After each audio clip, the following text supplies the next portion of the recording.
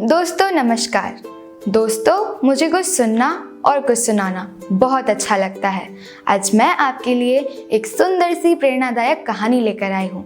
यह कहानी न सिर्फ आपको पसंद आएगी लेकिन आपको एक गंभीर सोच में भी डाल देगी। डिवाइन रेस यूट्यूब चैनल में आपका स्वागत है। मैं हूँ आर्या शर्मा। हमें बड़ी खुशी होगी आप हमारे चैनल को अवश्य सब्सक्राइब करें, लाइक करें और कमेंट बॉक्स में अपनी प्रतिक्रिया ज़रूर लिखें। याद रखें बेल आइकन पर ज़रूर क्लिक करें ताकि हमारी अगली वीडियो की नोटिफिकेशन आपको तुरंत मिल जाए। एक समय की बात है, एक बालक का नाम सोहन था। उसके खेत में एक विशाल पेड़ था। सोहन को वह पेड़ बहुत पसंद था। जब फुर्सत मिलती वो आम के पेड़ के पास पहुंच जाता, पेड़ के ऊपर चढ़ता, आम खाता, खेलता और थक जाने पर उसी की छाया में सो जाता।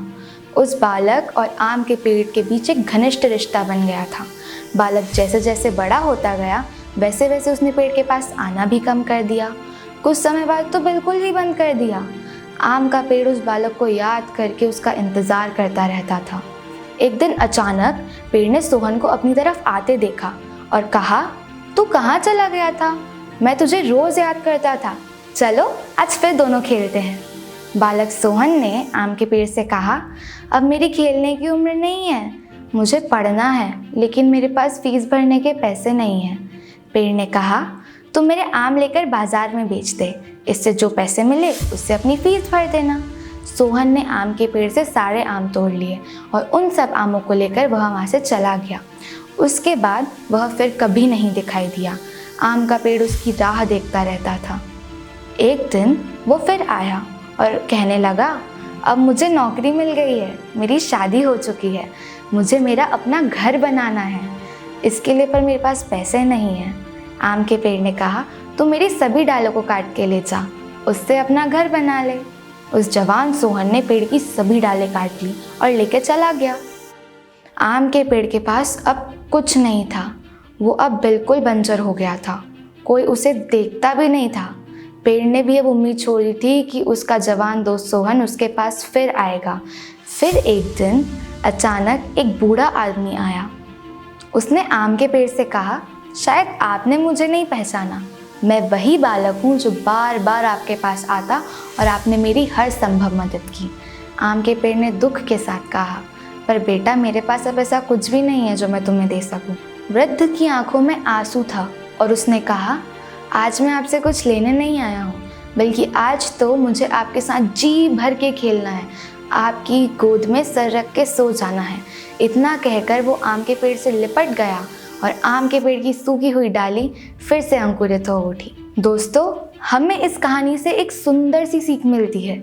वो आम का पेड़ कोई और नहीं, हमारे माता पिता है। दोस्तों जब हम छोटे थे उनके साथ खेलना अच्छा लगता था, जैसे जैसे बड़े होते चले गए उनसे दूर होते गए।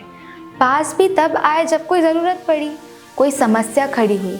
आज कई माँ बाप उस बंजर से पेड़ की तरह हैं जो अपने बच्चों की राह देख रहे हैं, जाकर उनसे लिपटें, उनसे गले लग जाएं। फिर देखना वृद्धावस्था में उनका जीवन फिर से अंकुरित हो उठेगा। दोस्तों हमारे माता पिता ने हमें सांसें दी हैं, नया जीवन दिया है, हमारे जीवन को पहचान दी है, हमें हमारे वजूद से मिलाया है। वो रहे हैं तो हम हैं, अन्यथा कहीं भटक रहे होते। उनके लिए कई कर्म एहसान नहीं होते, पर उन एहसानों को अपने मन में सदा याद रखना चाहिए। उनकी जगह हमारे दिलों में है, हमारे घरों में होनी चाहिए, वृद्धाश्रम में नहीं। दोस्तों अधिक व्यस्त होने के बावजूद भी हमें उनसे बात करना नहीं छोड़ना चाहिए। समय समय पर माता पिता से बात करें। अगर आप नौकरी के कारण दूसरे शहर में रहते हैं तो समय निकालकर उनसे मिलने जाएं। भले ही वे आपसे नाराज़ हों, उनकी भावनाओं को समझने की कोशिश करें। अपने बच्चे व फैमिली की तरह बुजुर्ग माँ बाप की भी हर ज़रूरत का ध्यान दें, क्योंकि उनकी ज़िंदगी चंद दिनों की मेहमान है। दोस्तों अगली बार फिर मिलेंगे एक नई कहानी और एक ऊर्जावान सोच के साथ। तब तक के लिए शुक्रिया।